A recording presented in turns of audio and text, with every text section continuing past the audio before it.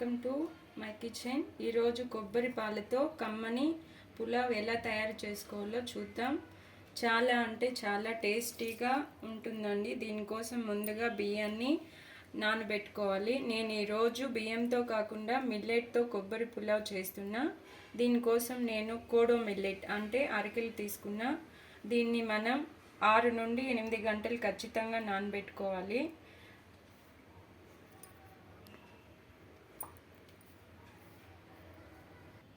చిరుధాన్యాలు ఆరోగ్యానికి చాలా మంచిదండి. నేను ఇక్కడ 1/2 కేజీ అరకిలను తీసుకుని 2 సార్లు కడిగి 8 అవర్స్ నానబెట్టుకుని పక్కన పెట్టుకున్నానండి. ఈ కొబ్బరి పులావ్ చేసుకోవడానికి కావాల్సిన పదార్థాలు అల్లము, తెల్లగడ్డలు, కొబ్బరి, టమోటాలు, పచ్చిమిర్చి, కరివేపాకు, ఆనియన్స్. కొబ్బరి ముక్కల్ని సన్నగా కోసి మిక్సీలో వేసి మిక్సీ పట్టుకోవాలి మెత్తగా. ఇది మెత్తగా అయిన తర్వాత కొంచెం అందులోనే వాటర్ పోసి మళ్ళీ మిక్సీ పట్టుకోవాలండి. ఇలా జార్లో వేసి ఇలా స్పూన్తో ఉంటే మొత్తం పాలు కిందికి వండుతాయండి. ఇప్పుడు అల్లం, గార్లిక్ దీంట్లో వేసి బాగా దంచుకొని పేస్ట్ పక్కన పెట్టుకోవాలి. కుక్కర్ పెట్టి అందులో 1 స్పూన్ గీ వేసానండి. నూనె వేడెక్కిన తర్వాత 2 ఇలాచి, జీరా, పట్ట 2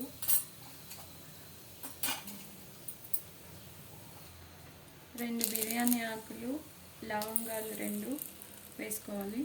తర్వాత 1 కప్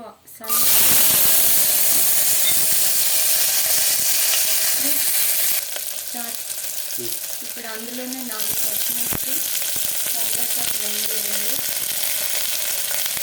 వేసుకోవాలి. అవి దోరగా వేగిన తర్వాత టమాటా 2 కట్ చేసి సన్నగా వేసుకోవాలి.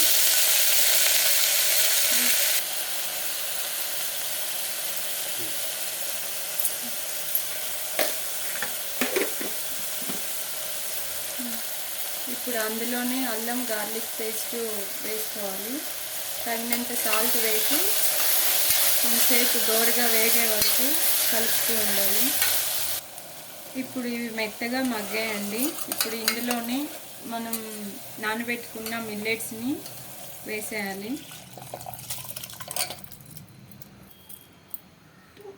కొబ్బరి పాలు కూడా పోసి బాగా ఉడకనివ్వాలి.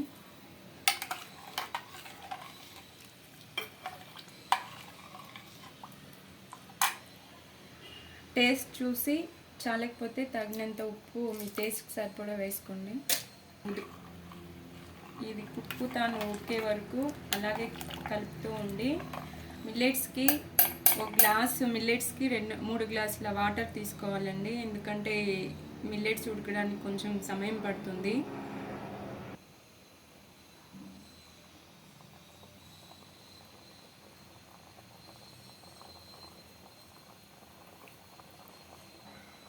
ఉడుకుతున్నప్పుడు అలా కుతుకుతాను ఉడుకుతున్నప్పుడు మూత పెట్టుకోవాలండి. ఇది ఉడకడానికి చాలా సమయం పడుతుంది. 5 విజిల్స్ వచ్చే వరకు పెట్టుకోవాలి. ఇప్పుడు కుక్కర్లో ప్రెషర్ అంతా పోయిన తర్వాత మూతని ఓపెన్ చేసుకోండి. అంతే, కమ్మని కొబ్బరి పాల మిల్లెట్ రెడీ అయిపోయింది. మిల్లెట్ పులావ్ రెడీ అయిపోయింది. ఒకసారి ఇది అంతా బాగా కలుపుకోవాలి.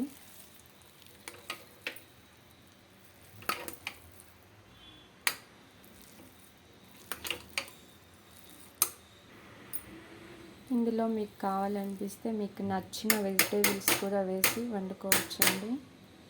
ఇది అలాగైనా తినవచ్చు, లేక ఏదైనా రైతా చేసుకుని తినవచ్చు, లేకపోతే మసాలా కర్రీతో కూడా తినవచ్చును.